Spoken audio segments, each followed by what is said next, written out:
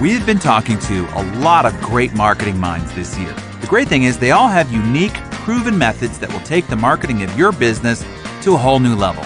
This month, we're talking with the 2009 Marketer of the Year, Mike Koenigs. Mike is an entrepreneur, filmmaker, speaker, author, and holds a patent in what's called cross-channel marketing technology. He's the CEO and founder of Traffic Geyser and Instant Customer. His products simplify the marketing for tens of thousands of small businesses worldwide. And today, he's here to share his secrets to help you simplify the marketing for your business too. Mike, welcome to Success. Great to have you here. Hey, thanks, Darren. It's awesome being here too. Thanks for taking the time for me. So, Mike, a lot of your success is attributed to your use of video. So I want to have you explain to the listeners why video is such an important marketing tool, particularly today and as we go forward into the future. All right. Well, I think the biggest, most important thing is it really is an opportunity for someone to meet you, look in your eyes, and see if they like you first. What do people connect with? What do people identify with? People want to do business with people, not with a thing. And if you think about what are some of the most successful companies that exist or have existed, you remember when Iacocca was such a big figurehead at the time for Big Auto. And then you've got Steve Jobs, who for so long represented Apple. And you can go on down the line with big corporations. They often have a figurehead. You think about Richard Branson. You know, he's a guy who people really connect with. And so I think number one is you want to create some sort of a relationship. And with video, you can create this connection, this bond of trust. And that video is available to run 24/7, 365, always working on your behalf, especially if it's distributed online. And you can also demonstrate results. You can interview customers. We can actually create these hero stories of people who've used your products, they've achieved great results, and that somehow connects or someone's able to identify with your customer and say, God, I want that too. And then finally, you think about the distribution right now. There's currently 6 billion mobile phone accounts in use worldwide. There's expected to be 15 million by 2015. That's 2 for every person on the planet, which means people are going to have, like a tablet, an iPad-like device, and a mobile phone, and that's how they're going to be connecting and making buying decisions. So you want to meet them on their terms. There's 1.5 billion televisions worldwide. So already there's so many more mobile phones. That's the way people are going to be consuming content. But the vast majority of new televisions being sold have YouTube built in or have some form of internet TV connection as well. So I think it really comes down to you want to be in front of as many people as often as possible on their terms and be able to educate them, connect with them, and bond with them. And video's by far the best way of doing it. So if that's the case, let's drill down a little deeper here. What are some of the key elements necessary to include in any video that we create for our business marketing efforts? What are some of the must-haves? All right. Well, I think number one is you need to have an outcome, or what's the point, right? So often I see people are making videos and they don't tell you what's going to happen. And the technique I've been teaching people for a long time is open up with what we call the Tarantino. So if you think about how a Quentin Tarantino movie opens up, he shows you the end of the movie first, and then he'll go through and start at the beginning, often through one character's point of view and maybe through another person's point of view. So it might be multiple characters or multiple customers, but the whole thing is tell them what you're going to tell them and tell them the end of the story first. Give it the best nugget and juicy tidbit. And then you got to have a call to action, which is, here's what I want you to do, and be explicit about it. Because if you don't give someone an explicit call to action at the end of your videos, you're going to get no response in general. And beyond that, I think it's important, like any great story, you need a character. Ideally, you might have some sort of obstacle that character has to overcome and ultimately resolve that story with whatever the solution is, whatever your product is. And the more you learn about how to construct something that's interesting, the more interesting your content's going to be. And at the end of the day, your content, your video needs to be as short as possible and as long as necessary, but never boring. So let's talk more about that. I have this a couple questions down, but you've made such a good introduction to this, the art of storytelling. So talk to us about how important of a skill this is, not just in our video marketing efforts, but in our whole business marketing strategy. Talk to us about the art of storytelling and how to be more effective storytellers. Okay, well, here's the first thing to realize is the human brain is conditioned to respond to storytelling. That's number one. Is if you look at human history, for as long as there's been at least recorded history that we know of, the human race has been a storytelling race. The second thing that the human mind is conditioned to recall is a human face. So we never get bored with good stories or interesting human faces. And I think you want to leverage that in any great story. And if you study great storytelling, there's a couple of great works. I went through this phase a couple of years ago where I literally bought every single book I could lay my hands on about great storytelling. And a couple of them is A Hero with a Thousand Faces by Joseph Campbell. Another one is Robert McKee's work, which is called Story. There's also a gentleman named John Truby who's written some great stories, and they basically talk about how to structure a story, how the human brain loves it, and they deconstruct great movies. But you can use all these lessons to tell your own stories. So I think that when you combine the fact that you got the human brain conditioned to recall story and focus on faces, the odds are already stacked in your favor. So I think when you take that, you can just walk your viewer or your listener down that path where you've got a genuine hero story where the hero starts out, the world's against him or her, there's a big obstacle, basically the bad guy, whether it's internal or external, and then they discover the sword or whatever the magic potion or the magic formula is after struggling and maybe failing once, failing twice, but the third time it works, and here's what happened. And then you get the fairy tale princess or whatever. But look, story is story. The formula is the formula. And for whatever reason, our brain's been conditioned for millennia to react and to respond to a classic hero story. And that's a great place to begin. And once you start looking at life through that lens, you see it everywhere you go. You see it in not only just in movies and film, but also in great advertising as well. So Mike, in my introduction of you, I mentioned that you hold a patent in what is called quote unquote cross-channel marketing technology. So explain what this is exactly and how it applies to small business marketing efforts. I'll start out by just saying in cross-channel, what it's all about is the concept, first of all, is right now there are multiple channels that we can use to either connect with someone, to communicate with them, and also to follow up. So we call it capture, convert, and close. So the capture just means I could visit a website to get some information about you. I could make a phone call. I could, let's say, use my mobile phone and text. I could, for example, scan what we call a QR code, these little barcodes you see all over the place. But all those are channels of capturing leads or connecting with someone. And the next thing is we want to communicate. We have multiple channels to do that in, which would be email, we've got mobile text, we've got voice, we've got print, and we've got audio and video emails, for example. Those are a bunch of channels.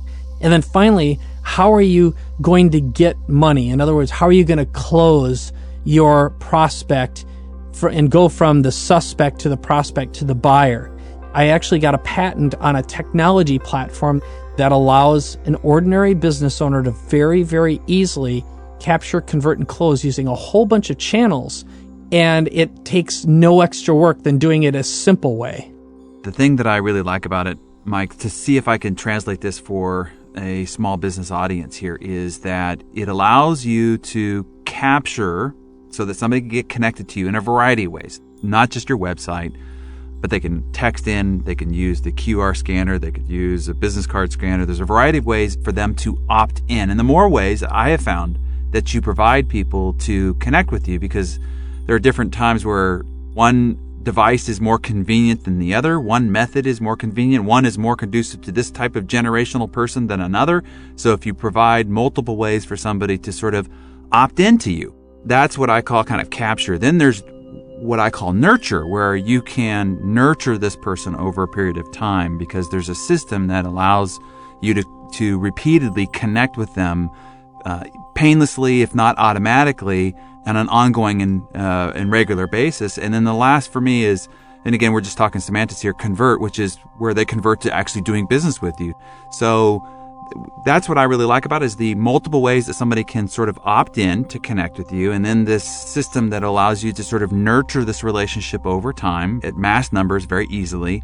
And then when you have something of value to a variety of different people from a variety of different ways in which they've opted into you, you can make that available to them and they can convert to becoming an actual customer at some point down in the timeline of this nurtured relationship.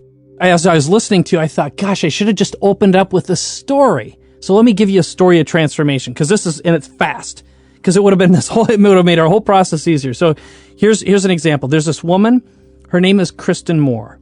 She's a widowed mother of 4 kids, and she had never done online marketing, never done mobile marketing, but she runs little gymnastics classes every summer.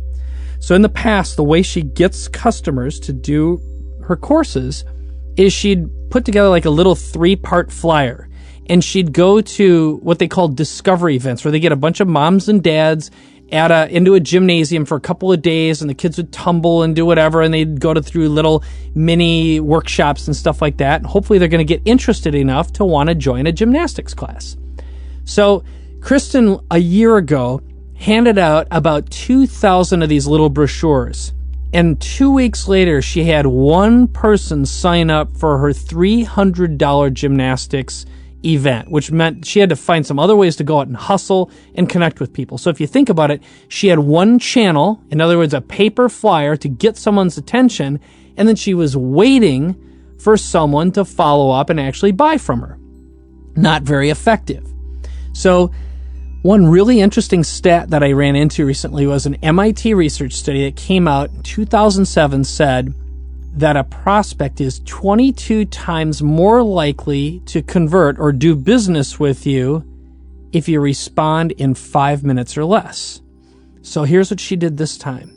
It was literally this year, so a short time earlier from when we recorded this thing right now. So this time she printed out her little flyers, but on there she said, if you'd like some free information about gymnastics classes and enter to win some free gymnastics training videos instantly, text your name and email address to this phone number or scan this QR code or visit this little webpage. So this time around, she captured 521 leads at an event that had about 1,900 people at it, or she estimated about 950 people. So she got a little more than half of the families that were attending this thing. And then right away, people would get an instant response, and she also did a little drawing where she gave some prizes away, like a little iPod Nano or something like that.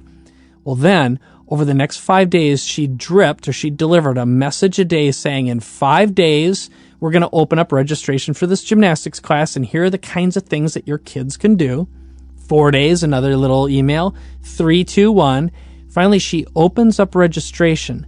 This year, she got 300 of those families out of 521 to register for $300. Now, that grossed her $90,000 in the same time as last year, where she only had one person sign up. So that would be one example of really effective cross-channel marketing, of being able to capture leads multiple ways, following up multiple ways, and then being able to sell completely on autopilot.